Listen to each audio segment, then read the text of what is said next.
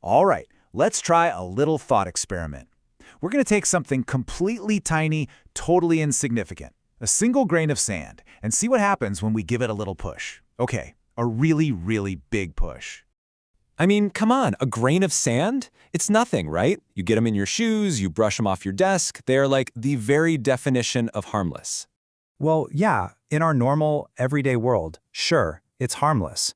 But what happens when we step outside of that world, and we introduce one of the most powerful forces in the entire universe: speed?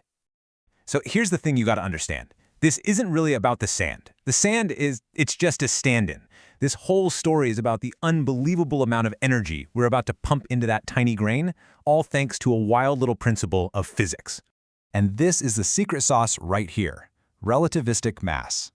The easiest way to think about it is like this. The faster something goes, the harder it is to make it go even faster. Well, according to Einstein, that extra energy you're pouring in, it actually starts acting like extra mass. So as our little brain of sand gets closer and closer to the speed of light, its mass and its kinetic energy doesn't just go up, it goes completely vertical. It skyrockets to insane, unbelievable levels. Okay, you ready? Let's start pushing.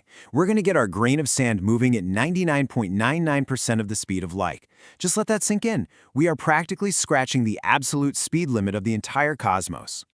So, what does that get us? Well, our harmless little grain of sand is not so harmless anymore. It now slams into things with the same force as a grand piano being dropped off a skyscraper. That's definitely dangerous, right? But it's not world-ending. Not yet, because we are just getting started. We're not done. Let's add a few more nines to that number. We are now moving at the same speed as the most powerful cosmic ray ever recorded, a particle moving so fast that scientists literally called it the "oh my god" particle. We are now so close to the universe's ultimate speed limit, it's not even funny. And just look at that jump. We went from a falling piano to a full-on military-grade weapon.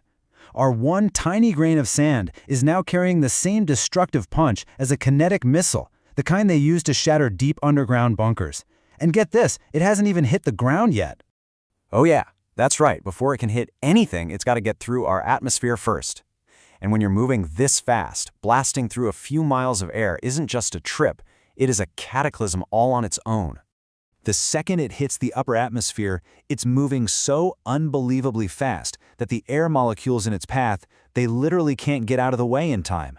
They just pile up, getting squeezed and superheated until the pressure is so immense that they trigger a nuclear fusion reaction.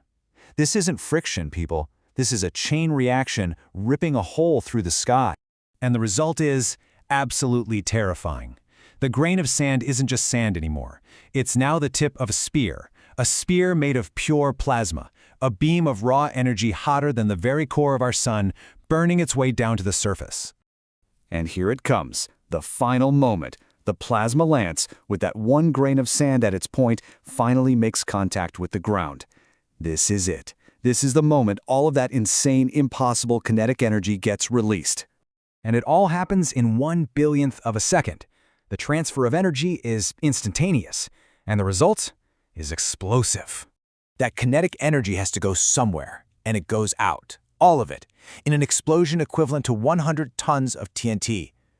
Not from a bomb, not from some warhead, from a single tiny grain of sand. A downtown city block, gone. Just vaporized in less than a second. Windows shatter for miles and miles in every single direction. And all of it, from something that could have been stuck in your shoe 5 minutes ago.